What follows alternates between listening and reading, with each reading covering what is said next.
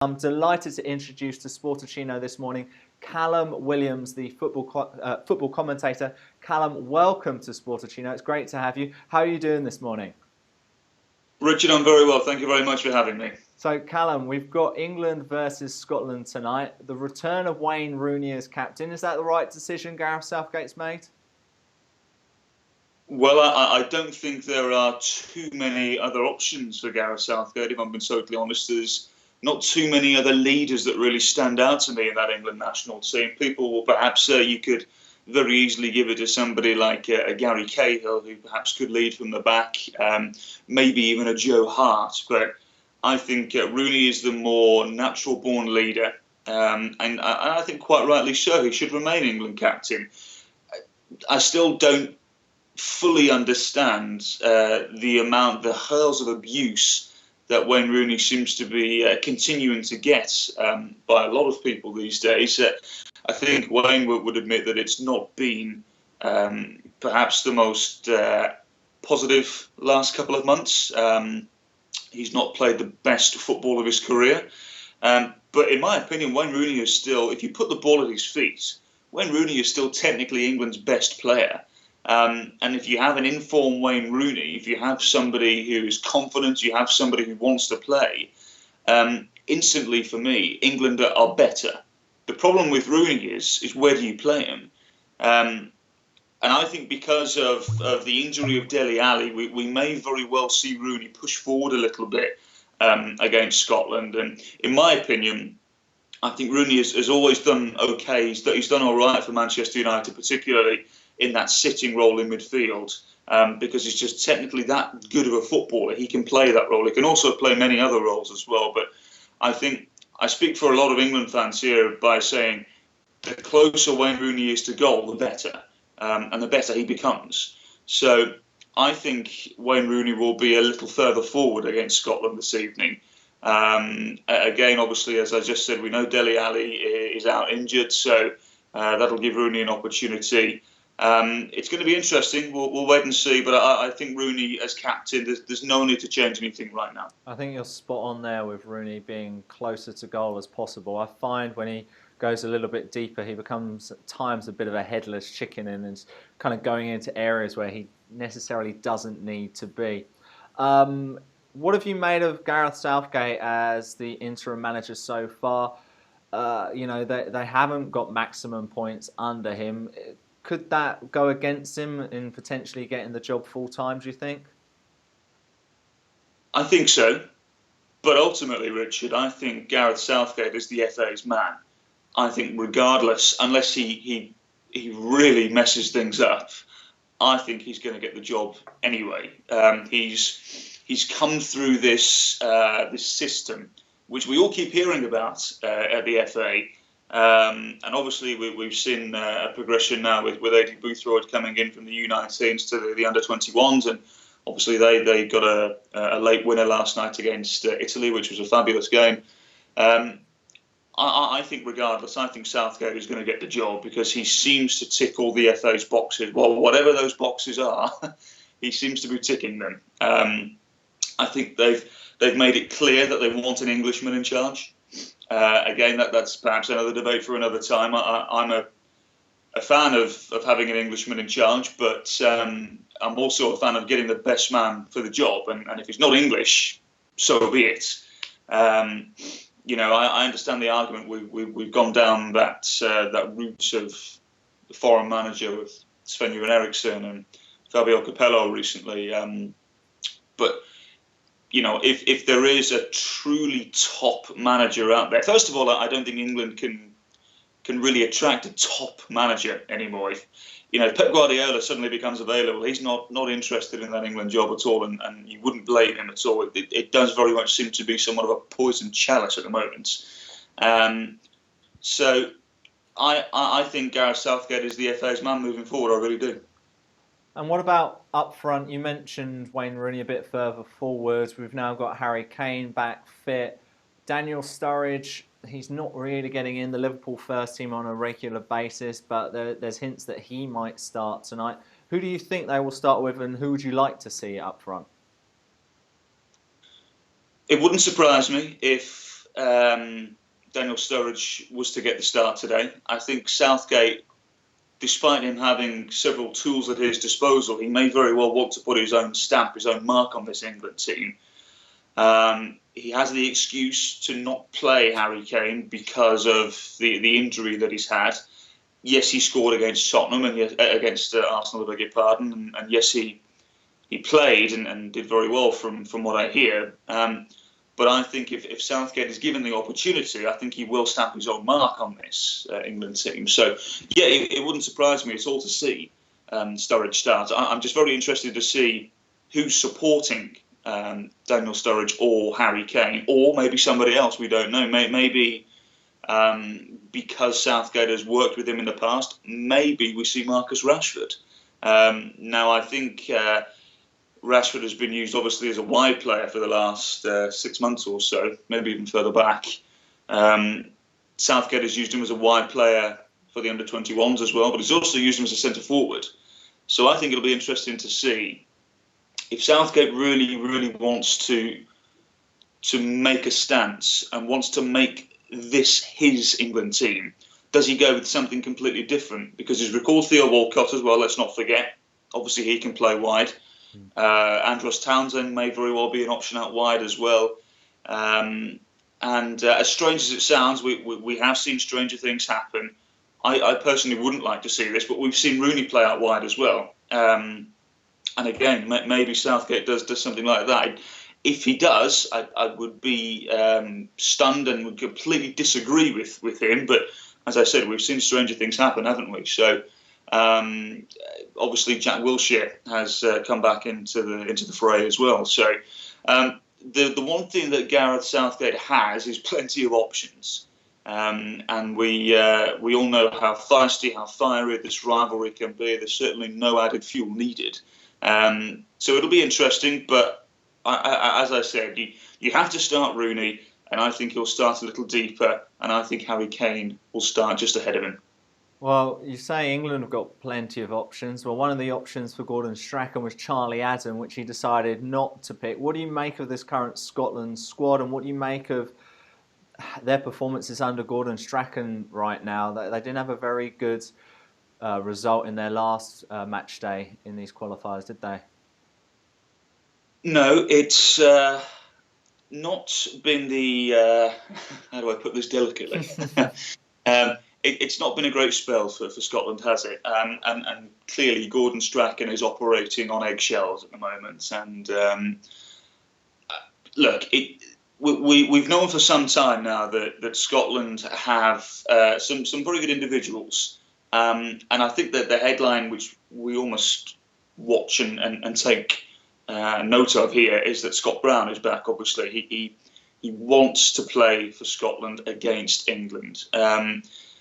I think from a quality point of view, there's no question England have the better team. They have the better individuals.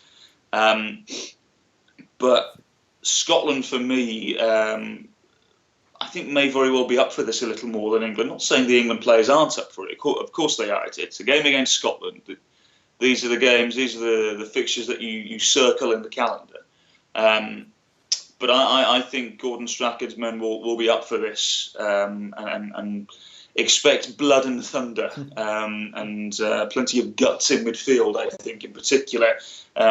Players won't be shy of a challenge. But you're right, confidence is low with Scotland at the moment. It's just 3 wins in the last 9 competitive games, and 3 of those wins, 2 of them came against Malta, and the other came against Gibraltar. And with all due respect, Scotland need to be winning more games. I did Gibraltar against Estonia a couple of months ago for the World Feed, and Gibraltar just, as not for the one for trying as much as they do, they just simply aren't good enough. They don't have enough professionals to compete. So Scotland beating teams like them and Malta, it's expected. But I think, in my opinion, because of the whole fallout that seems to be evident between the England fans and the England national team at the moment, I don't think there's ever been a better time to play England As I said, no Dele Alli as well, which Gordon Strachan will see as a bonus. I think at the moment there is a relationship issue between England and the fans. It was slightly damaged because, let's face it, we've not been what a lot of people as England fans would say good enough over the last, people would argue, 10 to 15 years, especially with the players we've had at our disposal. If you go back to the Gerrard, Lampard, Scholes era, I think there has been a fallout with the players and the fans, and not blaming anybody in particular, but I think that was further torn apart after the wretched, rancid Euro 2016 failure and that night against Iceland. I think there's going to be a lot of repairing that needs doing with this England team and the relationship with the fans. The 0-0 game last time out against Slovenia, it was poor. Again, it's not what we expect from our national team. Joe Hart, if it wouldn't have been for a sensational performance from him, I think England may very well have gone on to lose that game. So there's work to be done, clearly. But I don't think there's a better time to play England right now. I think they are fragile. And I think Scotland will see that. And I think they'll want to take advantage, obviously. And I think the atmosphere at Wembley can really make or break that game for England, because the times I've been to Wembley, it really has been a little bit lackluster. There isn't that much camaraderie there. It doesn't feel like a fortress. It feels like a very kind of sterile environment, unfortunately, and I don't think that helps the England team whatsoever. Let's move away from England for a moment, Callum. What I'd like to talk about is tonight the United States face Mexico, and you've worked in the States, you've worked with the MLS, you're a great expert when it comes to football in the United States. Just sum up for us the level of this rivalry between the United States and Mexico. Mouth-watering, to say the least. There's always been a burning rivalry between these two. I think, obviously, it all started many years ago from a political point of view. That's where the rivalry has come from. Obviously, there's a geographical rivalry there as well, but I think this has come down a lot of it to politics in the past. And the two nations, from a footballing point of view, just simply don't like each other. Mexico have got several tools at their disposal. The one that we all are thoroughly familiar with is Javier Hernandez, who again is having a very good year with Bayer Leverkusen, who's there in the German Bundesliga. He's a handful. We've seen him in the Premier League. We know what he can do, and I think he's the clear danger man for Mexico. The interesting thing there as well is from a Mexico point of view is the recent recall up, if you will, of Giovanni Dos Santos, who now plies his trade with the LA Galaxy. They were knocked out of the playoffs by Colorado Rapids and Tim Howard last week, and it's not been a season to savour for LA Galaxy. That's safe to say. But and given what their crest means and how much it seems to mean to play for LA Galaxy and what is expected of you when you put on an LA Galaxy jersey, many a star have done so in the past, and I think from what they've done this year, it's not been good enough for them. But Giovanni Dos Santos has had time to prepare for this game against the US. He's got a very good record against them as well. I think, again, should he start, there are other options, let's not forget, but I think Dos Santos will be given the opportunity because although the Galaxy have had a poor year, I think him, on a personal point of view, will be very happy with his season. I think it's 16 goals and 17 assists, which isn't too bad. So I think he'll be undoubtedly the danger man coming from a little deeper, maybe given a free roll behind Hernandez, again, if he does start. But I think he's the main danger there. But for the US, I mean, look, at the moment, Jurgen Klinsmann has a lot of different options. What Jurgen Klinsmann, regardless if you're a US soccer fan and you like him or not, the one thing he has done very, very well, and you can't deny this, is he's increased the talent pool massively. Now, whether you agree with the way he's done it or not is another thing. Obviously, he's gone around the world and he's found players that have a US connection, whether that was in Germany with players that were born on US camps with their fathers serving in the military, whether that's somebody playing in Argentina that has an American uncle or something. It certainly increased the talent pool, which the US were needing to take a look at, because a lot of the players over the last 5 years that we're all familiar with that have played in the Premier League are starting to get a bit older. Clint Dempsey is the obvious one that sticks out now, 33 years of age. Tim Howard, 37 years of age now. So it'll be interesting. I think Michael Bradley again will be key to the US, just sitting a little deeper. Although I think a lot of people prefer him in that box-to-box role. He can do it. He's been wonderful for Toronto FC this season. And Josie Altidore finally seems to be showing some of that potential that we've been waiting to see for so long. We've only really seen it for one season when he was with AZ Alkmaar in the Dutch Eredivisie, when he scored 23 goals in the league play, 31 goals over all competitions that year. He was phenomenal. He was a handful. He was unplayable at times. And now we're only just starting to see any sort of repeats. He scored a bucket load of goals over the last couple of weeks, and he scored a belter against New York City FC in a sumptuous display from Toronto FC against New York City FC and Patrick Vieira. 5-0 win for TFC, a 7-0 win on aggregate over the two legs in the playoffs for Toronto. So Altidore, again, will be key, but they need to get service into him, because there's far too many times for the USA that Altidore has looked statuesque and he's looked fairly lonely up front. Well, I'll never forgive him for when he was at Sunderland, because I kept putting him in my dream team and he never got me any points. So he's on the list for me.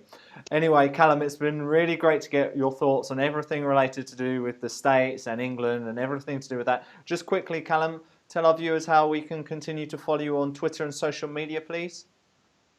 I'm on Twitter at CalWilliamsCom, and I'll update all the games I'm doing for Sky, IMG, TalkSport, whatever, Football on 5. They'll be there at CallumWilliamsCom. Well, Callum, it's been great to get your thoughts this morning. Thank you so much for being on Sportuccino. Thank you, Richard.